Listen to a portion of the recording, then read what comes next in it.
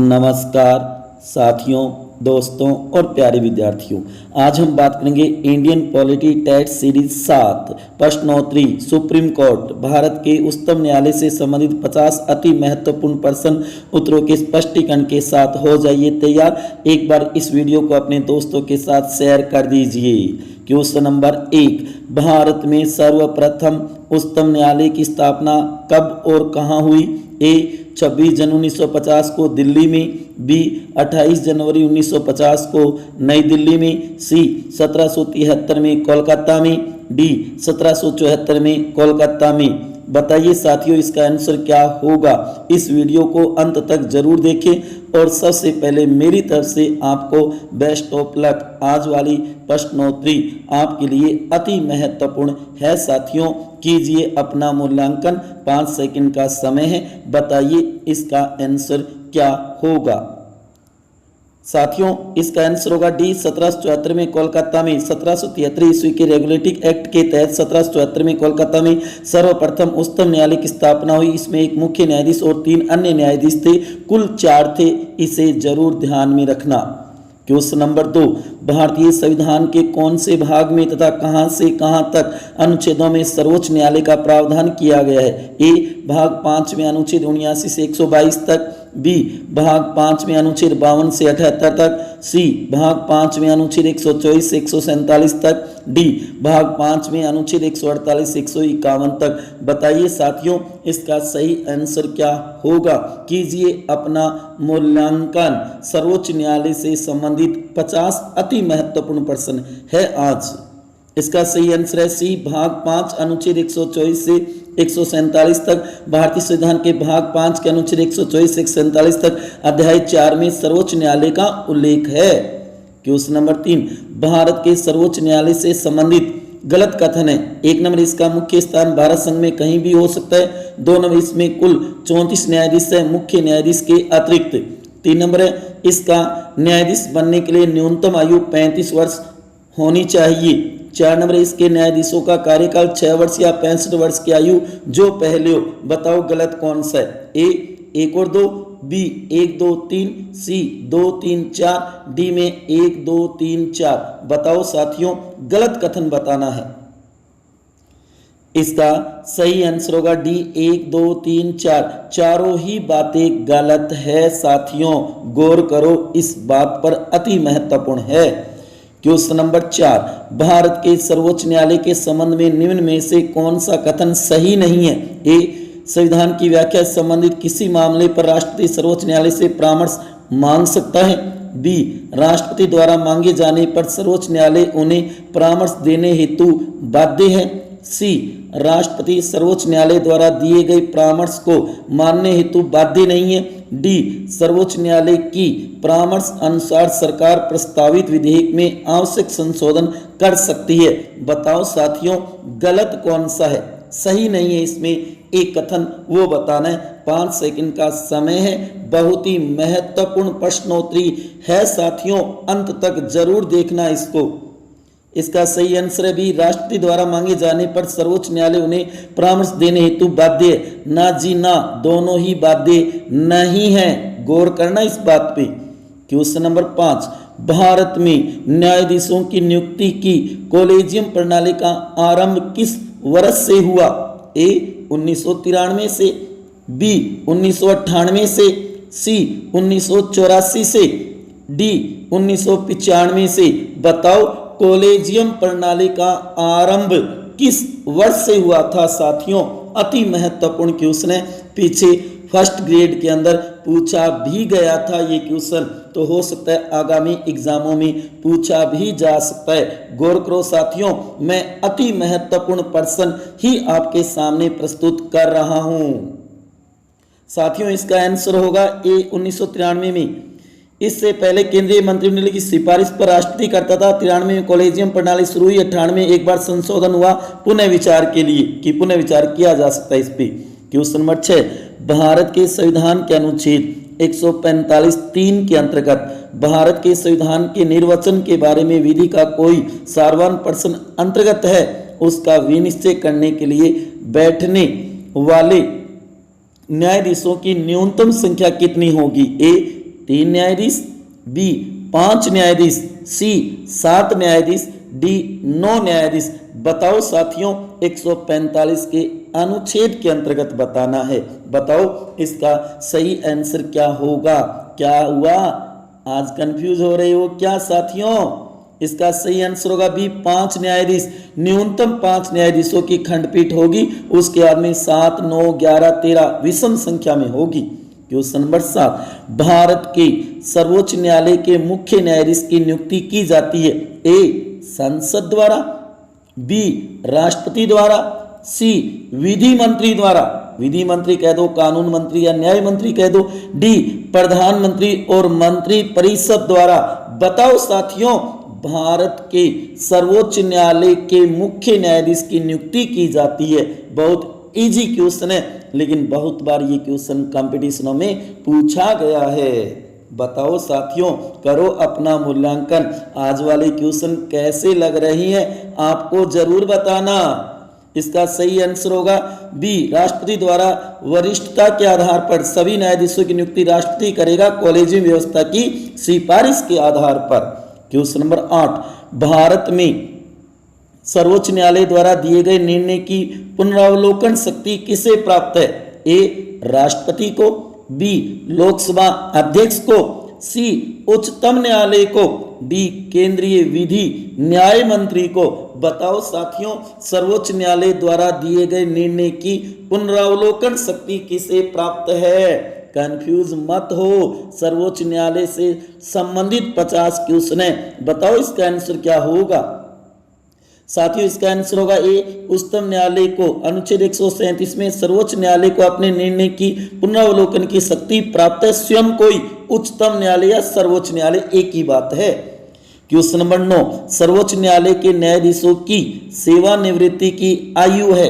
ए 6 वर्ष बाद, बी 65 वर्ष की आयु, सी 6 वर्ष या 65 वर्ष की आयु जो पहले, डी 60 वर्ष की आयु। बताओ इसका आंसर क्या होगा। मैंने कहा ना, मेरा एक उद्देश्य से ज्यादा मैटर आप तक पहुंचाना, तैयारी करना आपका काम है, क्योंकि कंपटीशनों में इससे जुड़े हुए क्वेश्चन आपको जरूर मिलेंगे। साथियों गौर करो, कुछ क्वेश्चन पीछे के आए हुए, कुछ महत्वपूर्ण क्वेश्चन मैं आपके सामने प्रस्तुत कर रहा हूं। इसका आंसर होगा बी 65 वर्ष की आयु। न्यायाधीश बनने के लिए न्यूनतम आयु नहीं है, गौर कर लेना, वह अपने पद पर 65 वर्ष की आयु तक रहेंगे। क्वेश्चन नंबर 10, निम्न में से किस वाद में भारत के उच्चतम न्यायालय ने यह उल्लेख किया कि संसदीय विशेषाधिकार संविधान का अभिन्न अंग है। ए सज्जन सिंह बनाम राजस्थान राज्य 1965, बी केशवानंद भारती बनाम केरल राज्य 1973, सी MSM शर्मा बनाम करसन सिन्हा 1959, डी UNR राव बनाम श्रीमती इंदिरा गांधी 1971। बताओ किस विवाद में ये बात कही गई थी सर्वोच्च न्यायालय या उच्चतम न्यायालय के द्वारा। बताओ साथियों, इसका सही आंसर है सी MSM शर्मा बनाम करसन सिन्हा 1959। कहा कि संसदीय विशेषाधिकार संविधान का अभिन्न अंग है। क्वेश्चन नंबर 11, निम्नलिखित में से कौन सर्वोच्च न्यायालय के तदर्थ न्यायाधीशों की नियुक्ति करता है। ए मुख्य न्यायाधीश की सहमति पर राष्ट्रपति, बी मंत्री परिषद की सलाह पर राष्ट्रपति, सी भारत के गृह मंत्री की सलाह पर राष्ट्रपति, डी राष्ट्रपति की सहमति से भारत का मुख्य न्यायाधीश। बताओ साथियों, तदर्थ न्यायाधीशों की नियुक्ति कौन करता है। जो कि सर्वोच्च न्यायालय में गणपूर्ति पूरी न होने पर तदर्थ न्यायाधीश बनाए जाते हैं। बताओ किसके द्वारा, नियुक्ति कौन करता है। इसका सही आंसर है डी राष्ट्रपति सहमति से भारत का मुख्य न्यायाधीश। अनुच्छेद 127 में कहा है कि राष्ट्रपति पूर्व सहमति से भारत का मुख्य न्यायाधीश तदर्थ न्यायाधीशों की नियुक्ति करता है। अनुच्छेद 127 गौर कर लेना। क्वेश्चन नंबर 12, भारतीय संविधान के अंतर्गत मूल अधिकारों का संरक्षक कौन है। ए भारत की संसद, बी भारत का राष्ट्रपति, सी भारत की न्यायपालिका, डी भारत का प्रधानमंत्री और उसकी मंत्री परिषद। बताओ साथियों इसका आंसर क्या होगा। कैसे लग रहे हैं आज वाले क्वेश्चन, है ना मजेदार। तो एक बार लाइक तो बनता है, एक बार लाइक कर दो और अपने दोस्तों के साथ शेयर कर दो। इसका आंसर होगा सी भारत की न्यायपालिका। अनुच्छेद 32 में सर्वोच्च न्यायालय और अनुच्छेद 226 में उच्च न्यायालय मूल अधिकारों की रक्षा करते हैं, दोनों को है साथियों। क्वेश्चन नंबर 13, न्यायिक पुनरावलोकन न्यायालय की वह शक्ति है जिससे वह असंवैधानिक घोषित करता है। किसको? ए विधायिका द्वारा निर्मित किसी भी कानून को, बी कार्यपालिका के किसी भी आदेश को, सी निम्न न्यायालय के किसी भी निर्णय को, डी विधायिका के किसी भी अधिनियम या कार्यपालिका के किसी भी आदेश को। बताओ न्यायिक पुनरावलोकन न्यायालय की वह शक्ति है जिससे वह असंवैधानिक घोषित करता है। बताओ किसको साथियों, कंफ्यूज मत हो, ऐसे क्वेश्चन पूछे जाते हैं, पीछे के कंपटीशनों में पूछे भी गए हैं और आगामी पूछे जा सकते हैं। इसका सही आंसर होगा डी विधायिका के किसी भी अधिनियम या कार्यपालिका किसी भी आदेश को। 1803 में अमेरिका में मुख्य न्यायाधीश मार्शल ने मार्बरी बनाम मेडिसन विवाद में पहली बार न्यायिक पुनरावलोकन की शक्ति की प्रस्तावना की थी। याद कर लेना इस बात को, अति महत्वपूर्ण है। क्वेश्चन नंबर 14, भारत में सर्वोच्च न्यायालय को किसके अनुसार कार्य करना होता है? ए राष्ट्रपति के, बी संसद के, सी प्रधानमंत्री और मंत्री परिषद के, डी भारतीय संविधान के। बताओ साथियों भारत में जो सर्वोच्च न्यायालय ना वो किसके अनुसार कार्य करता है? बताओ बताओ बताओ साथियों। इसका आंसर होगा डी भारतीय संविधान के। ये भारत की संघीय न्यायपालिका है जो संविधान के अनुसार कार्य करती है। ये बात नोट कर लेना, अति महत्वपूर्ण है साथियों। क्वेश्चन नंबर 15, सर्वोच्च न्यायालय का उस समय मुख्य न्यायाधीश कौन था जब इसने गोलकनाथ मुकदमे पर अपना निर्णय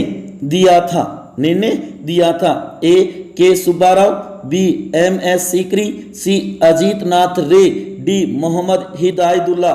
बताओ गोलकनाथ मुकदमे के समय सर्वोच्च न्यायालय का चीफ जस्टिस कौन था, मुख्य न्यायाधीश कौन था साथियों? अति महत्वपूर्ण क्वेश्चन है, बताओ इसका आंसर क्या होगा साथियों। इसका आंसर होगा ए के सुब्बाराव। 1966-67 में इन्होंने रिटायर होने के बाद राष्ट्रपति पद का चुनाव लड़ा। जाकिर हुसैन के सामने 1967 में इसी निर्णय में कहा था कि संसद मूल अधिकारों में परिवर्तन नहीं कर सकती। क्वेश्चन नंबर 16, वर्तमान में सर्वोच्च न्यायालय में मुख्य न्यायाधीश के सहित कुल न्यायाधीश है। कितना बढ़िया क्वेश्चन है, छोटा सा।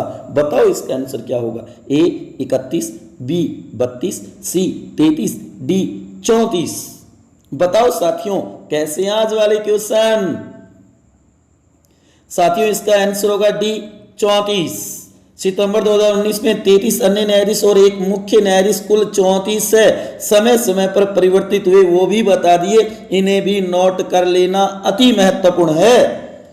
क्वेश्चन नंबर 17, निम्नलिखित में से कौन से एक वाद में भारत के उच्चतम न्यायालय द्वारा भविष्य लक्षी विनिर्णय का सिद्धांत अपनाया गया था? ए गोलकनाथ बनाम पंजाब राज्य 1967, बी केशवानंद भारती बनाम केरल राज्य 1973, सी सज्जन सिंह बनाम राजस्थान राज्य 1965, डी मिनरवा मिल्स बनाम भारत संघ 1980। बताओ भविष्य लक्षी विनिर्णय का सिद्धांत किसमें दिया था? ये क्वेश्चन बहुत बार कंपटीशनों में पूछा गया है, अति महत्वपूर्ण है।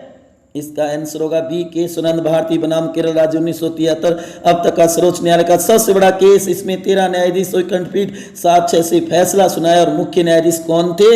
एम.एस. सीकरी। नोट कर लेना इस बात को, अति महत्वपूर्ण है साथियों। केशवानंद भारती बनाम केरल राज्य विवाद 1973। क्वेश्चन नंबर 18, निम्नलिखित में भारत में न्यायिक समीक्षा का आधार कौन सा है? ए कानून की उचित प्रक्रिया, बी कानून द्वारा स्थापित प्रक्रिया, सी विधि का शासन, डी कानूनी परंपरा और रीति रिवाज। बताओ न्यायिक समीक्षा का आधार कौन सा है साथियों? ऐसे क्वेश्चन आते हैं। आज कंफ्यूज हो रहे हो क्या? सर्वोच्च न्यायालय से संबंधित तैयारी करो साथियों। इसका आंसर होगा बी कानून द्वारा स्थापित प्रक्रिया। भारत में न्यायिक पुनरावलोकन को अपना रखा है अमेरिका से ग्रहण करते हुए। क्वेश्चन नंबर 19, भारत के संविधान की मूल संरचना के सिद्धांत का स्रोत है। ए, भारत का संविधान, बी, न्यायिक व्याख्या, सी, न्यायविदों के मत, डी, संसदीय कानून। बताओ साथियों, मेरे प्यारे विद्यार्थियों, भारत के संविधान की मूल संरचना के सिद्धांत का स्रोत है। 5 सेकंड का समय है। कैसे आज वाले क्वेश्चन? ठीक है, ठीक है, ठीक है, ठीक है, आ गया समझ में? बताओ तो इसका आंसर क्या होगा? इसका आंसर होगा बी, न्यायिक व्याख्या। 1973 केशवानंद भारती बनाम केरल राज्य विवाद में सर्वोच्च न्यायालय ने कहा कि संविधान मूल ढांचा होगा जिसमें संसद परिवर्तन नहीं कर सकती। क्वेश्चन नंबर 20, सर्वोच्च न्यायालय में न्यायाधीश बनने के लिए उच्च न्यायालय में कितने समय तक वकील रहना जरूरी है? ए, 10 वर्ष, बी, 5 वर्ष, सी, 2 वर्ष, डी, 8 वर्ष। बताओ साथियों, अति महत्वपूर्ण क्वेश्चन है। वकील की जगह अधिवक्ता आ सकता है, वकालत भी आ सकता है, एडवोकेट वकील भी आ सकता है। बताओ इसका आंसर क्या होगा साथियों? साथियों इसका आंसर होगा ये 10 वर्ष या फिर 5 वर्ष तक कुछ न्यायालय में न्यायाधीश भी रह चुका हो सकता है, या राष्ट्रपति दृष्टि में पारंगत विधि वेता हो। ये दूसरी योग्यता है। पहली वह भारत का नागरिक हो। क्वेश्चन नंबर 21, केशवानंद भारती विवाद में सर्वोच्च न्यायालय ने जो निर्णय दिया था वह है। ए, संसद मौलिक अधिकारों में संशोधन नहीं कर सकती, बी, क्षतिपूर्ति के सिद्धांत से संबंधित है, सी, संसद संविधान के मूल ढांचे को संशोधित नहीं कर सकती, डी, बैंक राष्ट्रीय अधिनियम से संबंधित है। बताओ केशवानंद भारती जो विवाद था वो किस से संबंधित था साथियों? अति महत्वपूर्ण है ये। साथियों इसका आंसर होगा सी, संसद संविधान के मूल ढांचे को संशोधित नहीं कर सकती। मूल ढांचा क्या होगा ये न्यायालय बताएगा समय समय पर। क्वेश्चन नंबर 22, सर्वोच्च न्यायालय के मुख्य न्यायाधीश का मासिक वेतन है अनुसूची 2 के अनुसार अनुच्छेद 125 के तहत मिलता है, वो बताना है। ए, 3.80 लाख रुपए मासिक, बी, 2.50 लाख रुपए मासिक, सी, 3.50 लाख रुपए मासिक, डी, 2.80 लाख रुपए मासिक। बताओ मुख्य न्यायाधीश का मासिक वेतन, सैलरी, दाढ़ी, तनख्वाह कितनी मिलती है महीने की? इसका सही आंसर है डी, 2.80 लाख रुपए, जबकि प्रत्येक अन्य न्यायाधीश को मासिक वेतन 2.50 लाख रुपए। पहले ये मुख्य का 1 लाख और अन्य का 90,000 था, इसे भी नोट कर लेना। क्वेश्चन नंबर 23, भारत में न्यायिक सक्रियता का संबंध है। ए, प्रतिबद्ध न्यायपालिका से, बी, न्यायिक समीक्षा से, सी, जनहित मुकदमों से, डी, न्यायिक स्वतंत्रता से। बताओ साथियों, भारत में न्यायिक सक्रियता का संबंध है किससे है? बताओ आज वाले कैसे लग रहे हैं क्वेश्चन? बता दो साथियों, लाइक तो कर दो वीडियो को।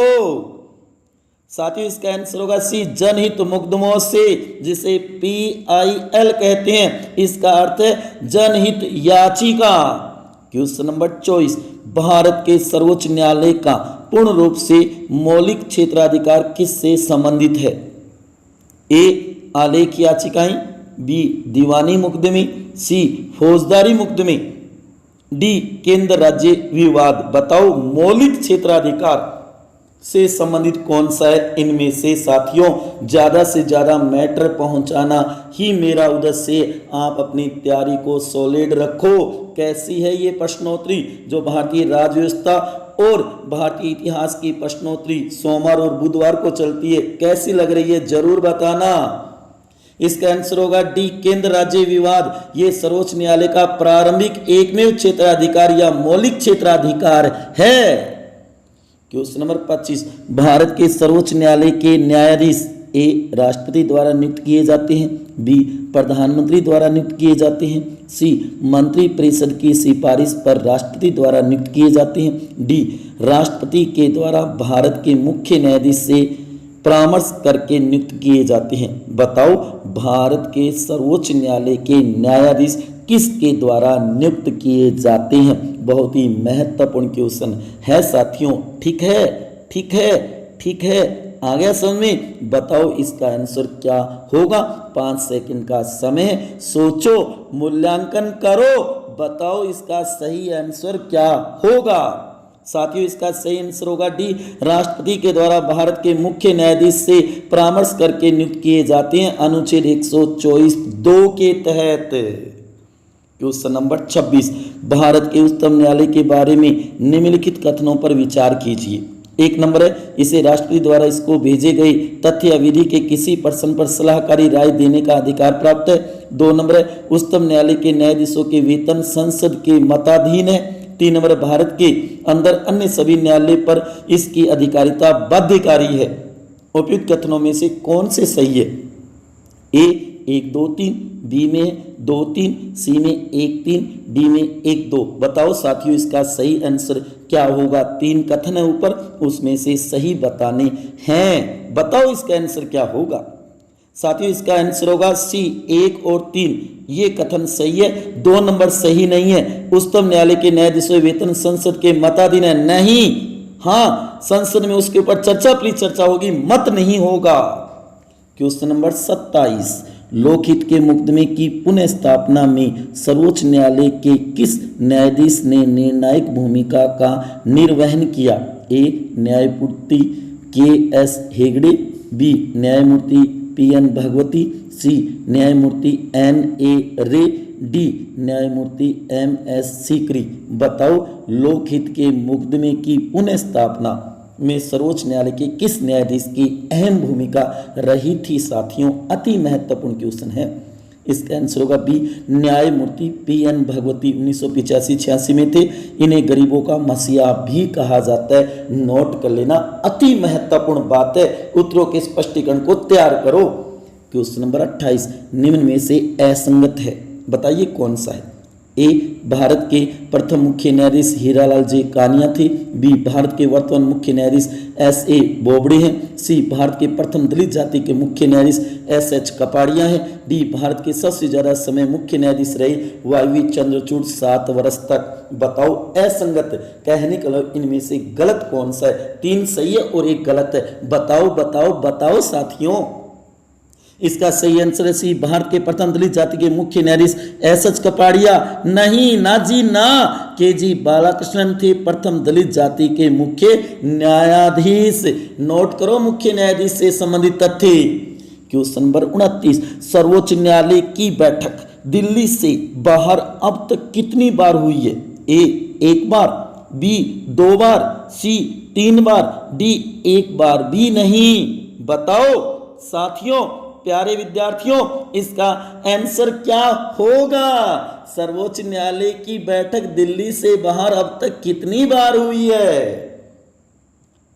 साथियों इसका आंसर होगा बी 2 बार। मुख्य न्यायाधीश राष्ट्रीय अनुमोदन से कहीं भी बैठक कर सकता है। हैदराबाद में 1951 में और श्रीनगर में 1954 में। ध्यान रखना, मुख्य स्थान दिल्ली होगा, अनुच्छेद 130 में कहा गया है। क्वेश्चन नंबर 30, निम्न में से एक गलत कथन बताइए कौन सा? ए अब तक सर्वोच्च न्यायालय के एक न्यायाधीश को महाभियोग प्रक्रिया द्वारा हटाया गया वी रामास्वामी को, बी है वर्तमान मुख्य न्यायाधीश S.A. बोबड़े 47वें नंबर के मुख्य न्यायाधीश 18 नवंबर 2019 से, सी मुख्य न्यायाधीश S.H. कपाड़िया आजाद भारत में जन्म लेने वाले प्रथम मुख्य न्यायाधीश है सर्वोच्च न्यायालय के, डी एकमात्र मुख्य न्यायाधीश R.S. पाठक अंतर्राष्ट्रीय न्यायालय के न्यायाधीश भी रहे हैं UNO के।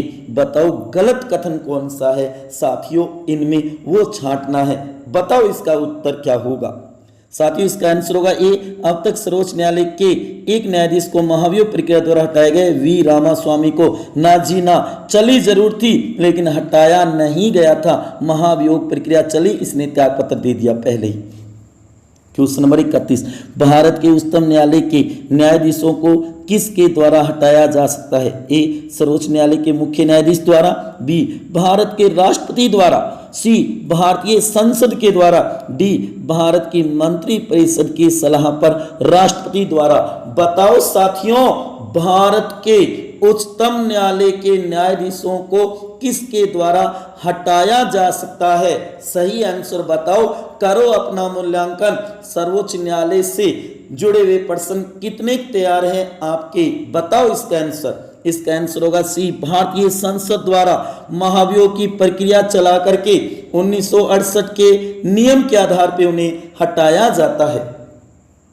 क्वेश्चन नंबर 32, भारतीय संविधान के कुल कितने अनुच्छेद में सर्वोच्च न्यायालय का उल्लेख किया गया है? ए 124 में, बी 25 में, सी 24 में, डी 23 में। बताओ साथियों, भारतीय संविधान के कुल कितने अनुच्छेद में सर्वोच्च न्यायालय का उल्लेख किया है? सुप्रीम कोर्ट का, उच्चतम न्यायालय का। साथियों अति महत्वपूर्ण क्वेश्चन है। कैसे लग रहे हैं आज वाले क्वेश्चन? ठीक है, ठीक है, ठीक है। बताओ उत्तर। इसका आंसर होगा सी 24। अनुच्छेद 124 147 कुल 24 अनुच्छेदों में अनुच्छेद 348 सर्वोच्च न्यायालय की समस्त कार्रवाई अंग्रेजी भाषा में होगी। इसे भी नोट कर लेना। क्वेश्चन नंबर 33, भारत के सर्वोच्च न्यायालय के अन्य न्यायाधीश अपना त्यागपत्र देते हैं। बताओ किसको देते हैं? ए मुख्य न्यायाधीश को, बी राष्ट्रपति को, सी कानून मंत्री को, डी चुनाव आयोग को। बताओ साथियों, एक बार दोबारा पढ़ो क्वेश्चन को,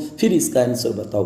भारत के सर्वोच्च न्यायालय के अन्य न्यायाधीश अपना त्यागपत्र देते हैं। इस्तीफा कह दो, एक ही बात है। किसको देते हैं? बताओ साथियों।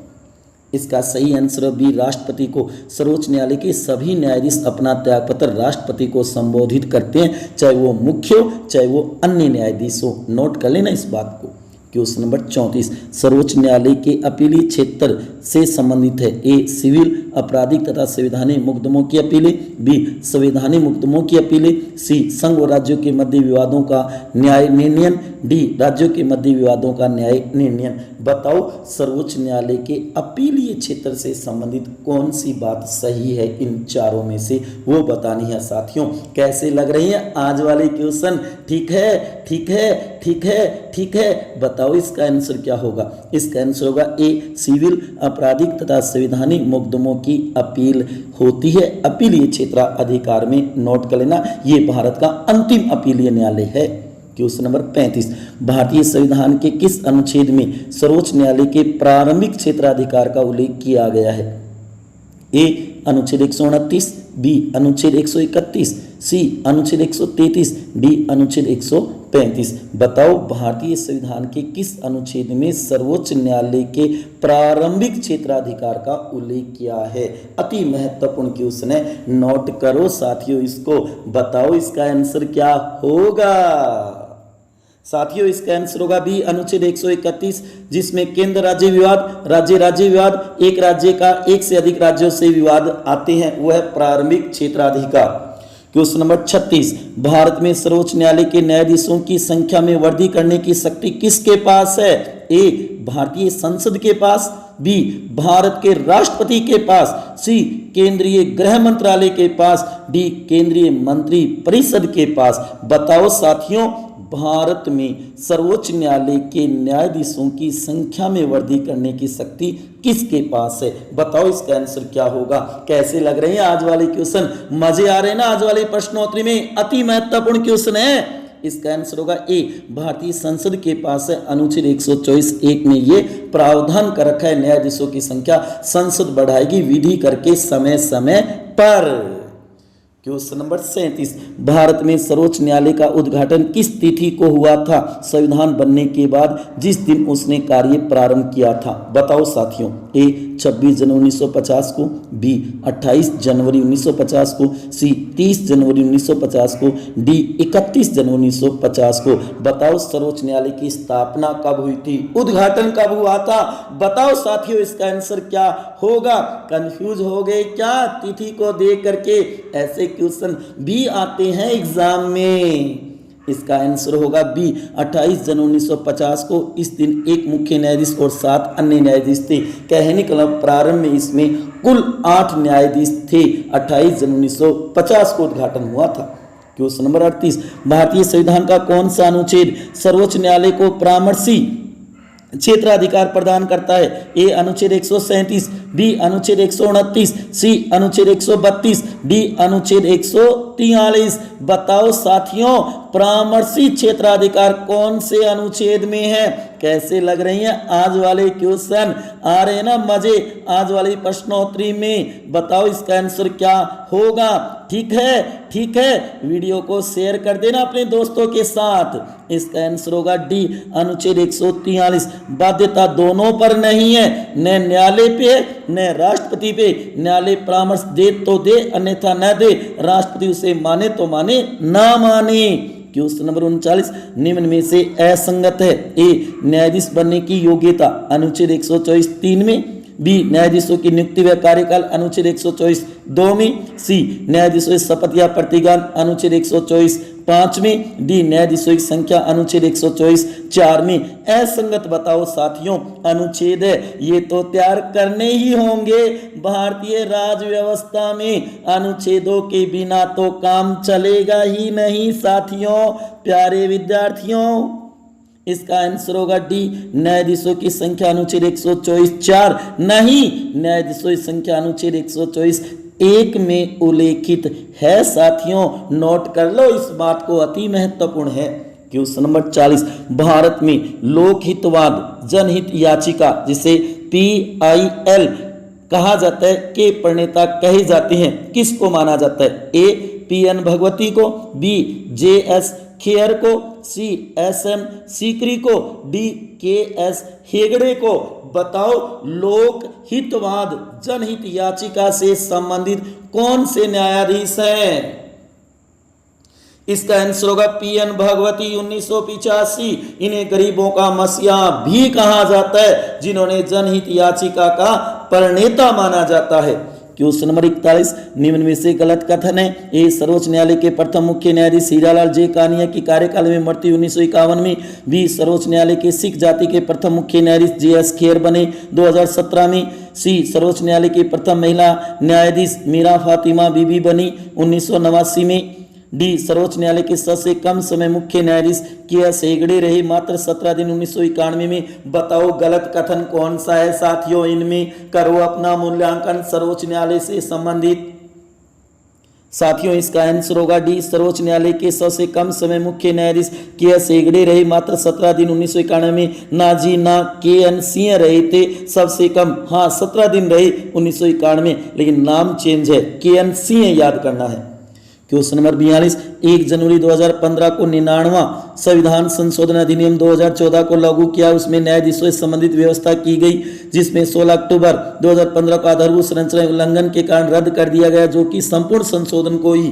बताओ ए, न्यायाधीशों के कार्यकाल को लेकर, बी, न्यायाधीशों की नियुक्ति को लेकर, सी, न्यायाधीशों की योग्यता को लेकर, डी, न्यायाधीशों के वेतन भत्ते को लेकर। बताओ ये किससे संबंधित था 99वां संविधान संशोधन 2014?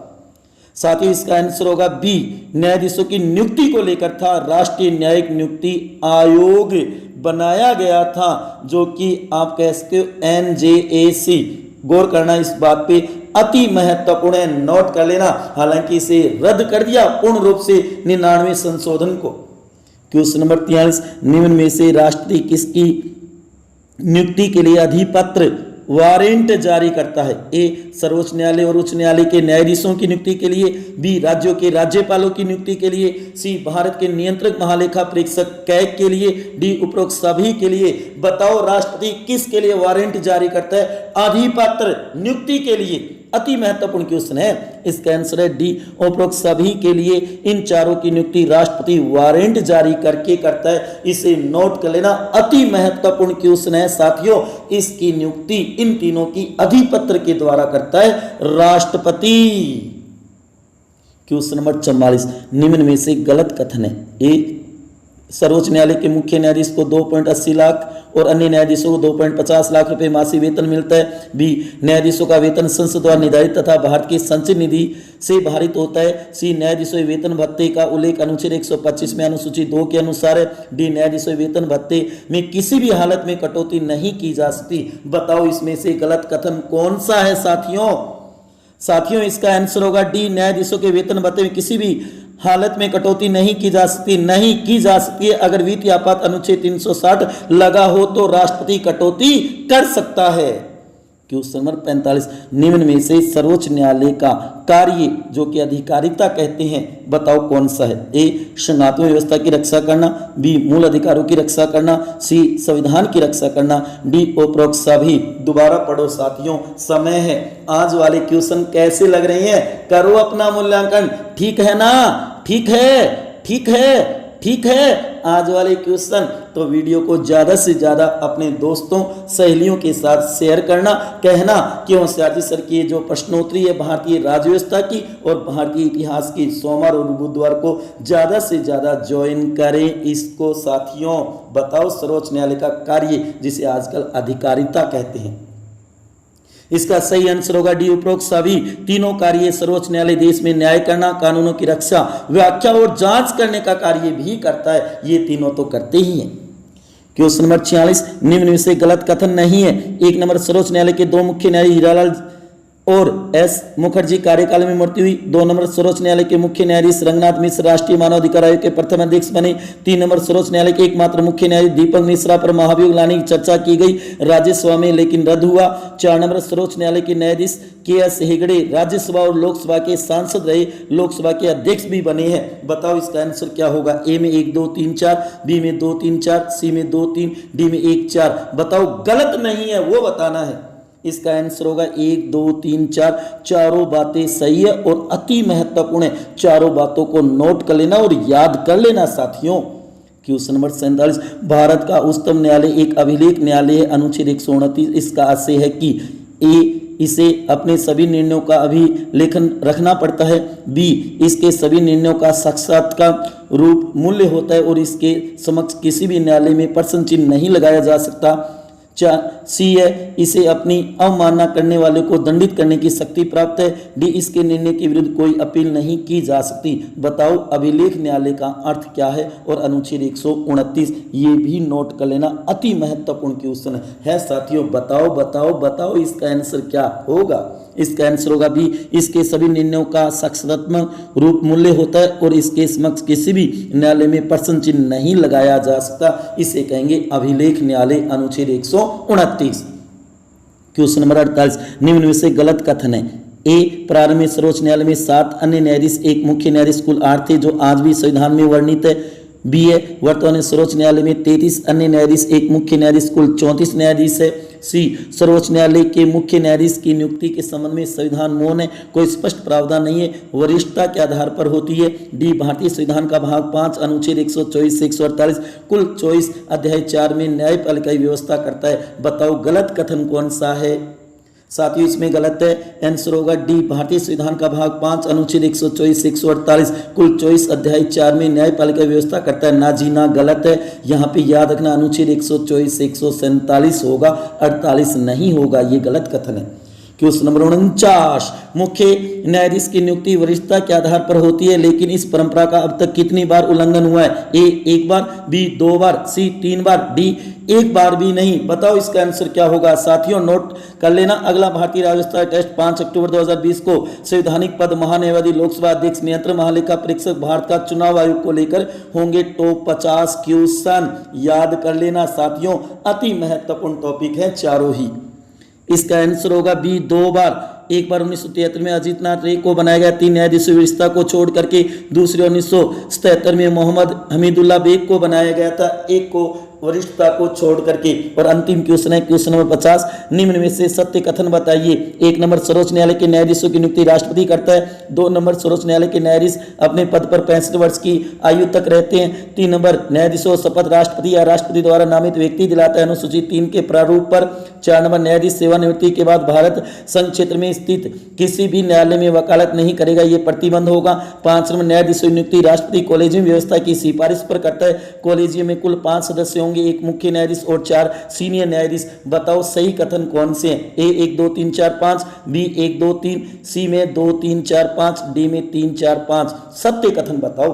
तो साथियों इसमें सत्य कथन होंगे, आंसर ए 1 2 3 4 5 सभी सत्य कथन है और पांचों को नोट कर लेना, अति महत्वपूर्ण है। मेरा एक युद्ध से ज्यादा मैटर आप तक पहुंचाना, तैयार करना आपका काम होगा। इतना तैयार कर ले होते हो तो बहुत बढ़िया होगा, आपका जो पेपर है वो बहुत अच्छा पेपर हो जाएगा। इन टॉपिकों को इस तरीके से तैयार कर सकते हो। कैसे लग रही है अपनी ये प्रश्नोत्तरी जरूर बताना। डिस्टर्ब तो नहीं हो रही, आपकी पढ़ाई में कोई बाधा तो नहीं हो रही है ना साथियों, गौर करना। इसके साथ में मैंने 2 नोट्स भी दिए हैं, सर्वोच्च न्यायालय के प्रमुख विवाद और न्यायाधीशों से जुड़े हुए महत्वपूर्ण तथ्य हैं। भारतीय इतिहास का टेस्ट भक्ति सूफी आंदोलन का होगा 30 सितंबर 2020 बुधवार को सुबह 10 बजे, नोट कर लेना।